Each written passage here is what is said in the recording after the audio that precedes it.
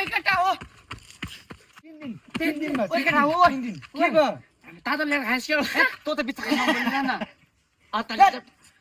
बित्थामा बोलिरहन्छौ के भयो रे भक्ति दादा बित्था बोल्छ के भयो के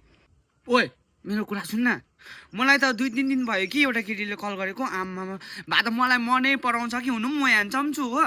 बा त मनै पराएको हो कि न त मेरो फ्यानै हो कि के हो पुरा मन पराउँछ साँच्चै भन्नु कल गरिदिएर वाक्कै लान्छ बेलुका पनि दिउँसो पनि साँच्ची ओइ भक्ते दादा साँच्ची पक्का हो पक्का नि हो आमा के हामी झुटो बोल्छौँ क्या हो के त्यो बिचाक बोल्दैछ है जन्तरे हाउडेक बोल्दैछ कहिले म राम्रो बोले लु सुना त लु लु सुन यहाँ हेर सबुत लिएन ल खै मेरो फोन त पहिला कोर्टमा काम गरेको मान्छे नि त सबुत चाहिन्छ नि हेर अब ल लु हेर अब यहाँ हेर्न तँमा छक्कै पर्छ साँच्ची भनेको हेर होइन भने चाहिँ नि ल रेड दिइहाल्ने ल तेरो आन्द्रा चाहिँ म कर्ची मर्ची बनाएर खान्छु नि हेर हेर हेर सुन यहाँ सुन लु यहाँ सुन न लु है आपके प्लान की वैधता समाप्त हो चुकी है सेवाएं जारी रखने के लिए तुरंत रिचार्ज करें। हजुर यहीँ छु म यहीँ छु यहाँ साथीहरूसँग छु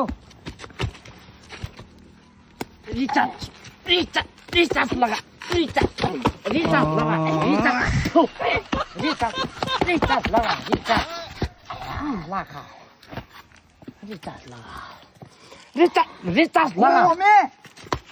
कम्पनी हो त्यो कम्पनी पनि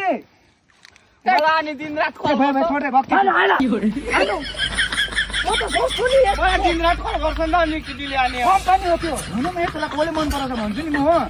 ह्यान्डसम आबे बनाएको न होइन म ह्यान्डसम के खाली साथी बनाएको हो हामीले त नि म ह्यान्डसम हुँदा कसरी यसलाई मन परायो भनेर डिप्रेसनमा झन् त्यस्तै हो खास त ए होइन का तँहरूलाई साला तँहरूलाई मन पराउँदैन कि तँहरूलाई अनि आरिस लागेको म ह्यान्डसम छु अनि मलाई कल गर्दैन अनि तँहरूलाई कहाँ कल गर्छ अनि आरिसहरू